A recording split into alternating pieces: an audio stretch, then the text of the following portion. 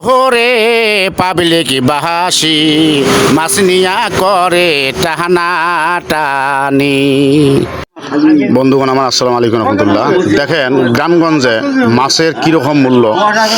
কিছু মাছ যদি গ্রামগঞ্জের কোনো বাজারে আসে, দেখেন মাছ নিয়ে পাবলিকেরা কীরকম কারাকারি। কারণ এরা হলো গ্রামের হলো দেশি মাছ, এই মাছগুলোর স্বাদ বেশি, এই মাছ নিয়ে অনেকে করে কারাকারি।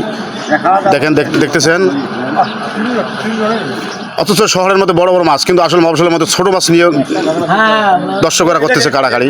এই ছোট মাছ এখন পাওয়া যাচ্ছে না।